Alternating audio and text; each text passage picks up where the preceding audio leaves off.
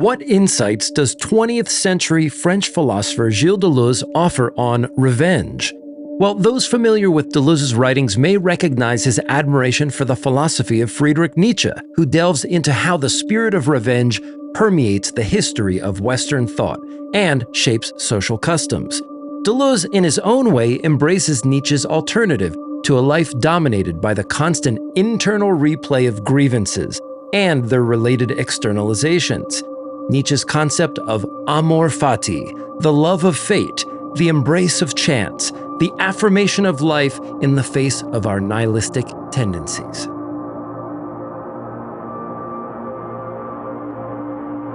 Similar to Amor Fati, Deleuze suggests that we should strive to become worthy of the event. In essence, every unique set of circumstances in our lives, even the negative ones, harbors the potential for an adventure, an experiment, or a creative intervention.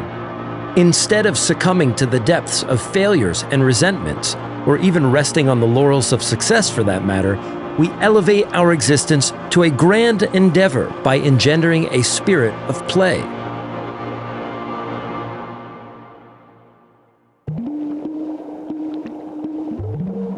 However, flourishing in these moments does not entail indulging in fantasies that inflate our ego, nor does it involve asserting an entrenched sense of individuality.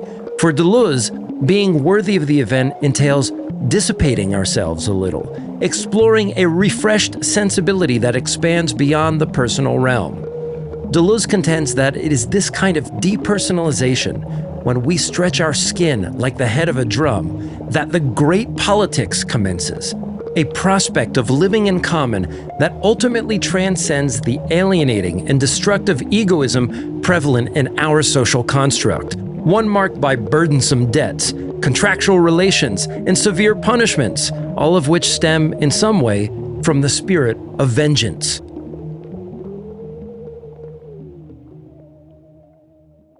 But what exactly does it mean to become worthy of the event? Isn't merely being alive already sufficient to be considered worthy?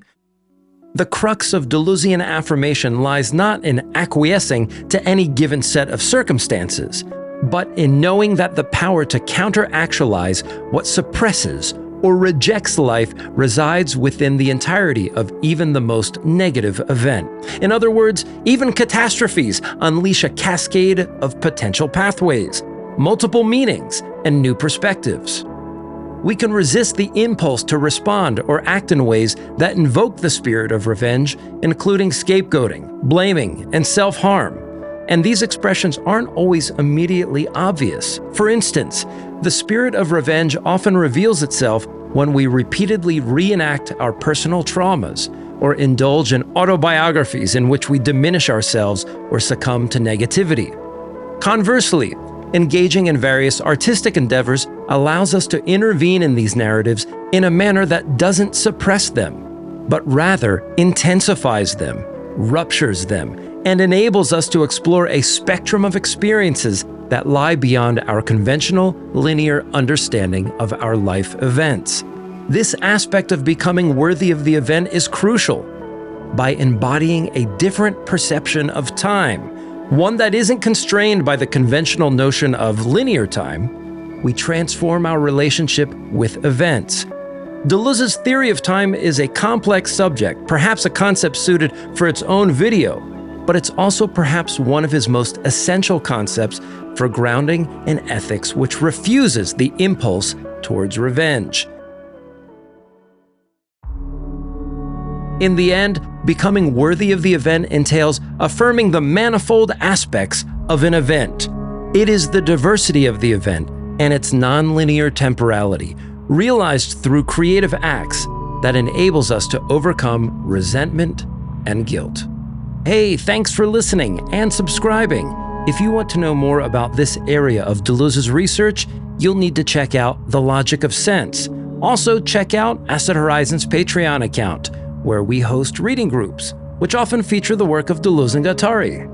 Or support us by clicking on any of the links on screen now to purchase our publications or merchandise. Thanks again.